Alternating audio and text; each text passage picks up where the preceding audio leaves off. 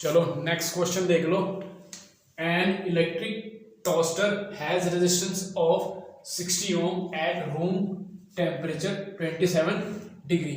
The toaster is connected to a 220 volt supply. 220 volt की supply से वो जुड़ा हुआ है। इसने आगे कहा है इसमें if the current flowing through it reaches 2.75 ampere, अगर करंट इतनी हमारी पहुंच रही है तो जो टेम्परेचर होगा टोस्टर के द्वारा वो कितना होगा ये बताना है हमें। ठीक है, यानी कि टेम्परेचर हमें निकालना है जब करंट इतनी पहुंच रही हो। अल्फा की वैल्यू हमें इतनी दे रखी है। इसमें भाई आर कितना दे रखा है, यानी कि R0 कितना दे रखा है हमें 60 ओम। कितना दे रखा है 60 ओम। कितने टेम्परेचर पे 27 डिग्री सी पे। अब ये कनेक्टेड है हमारा 220 वोल्ट की बैटरी से, तो हमें V दे रखा है इसमें 220 वोल्ट। उसके बाद करंट कितनी दे रखी है, करंट दे रखी है 2.75। यहां से हमारा रेजिस्टेंस निकल जाएगा V/I। इसके बाद R is equal to V की वैल्यू रखेंगे, ये रही, और I की ये रही 220 बटे इतना। इसको कैलकुलेट करेंगे तो R हमारा कितना आ जाएगा 80 आ जाएगा। कितना आ जाएगा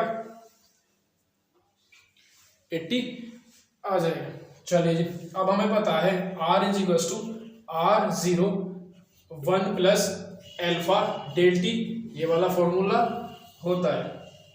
ठीक है, इसके बाद R कितना है 80, R0 कितना है 60, 1 प्लस अल्फा कितना है, अल्फा में दे रखा है 2 मल्टीप्लाई 10 की पावर -4। डेल टी क्या हो जाएगा T माइनस के 27। कितना हो जाएगा T माइनस के 27। भाई टेम्परेचर T था हमारा और 27 डिग्री, मतलब T मानना पड़ेगा हमें वो टेम्परेचर।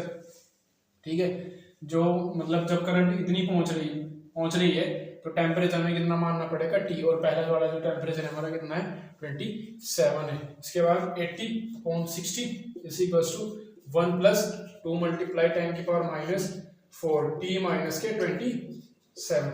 0 से 0 कट जाएगी, 8 अपॉन 6 इज इक्वल्स टू इतना। तो यहां से भाई T माइनस 27।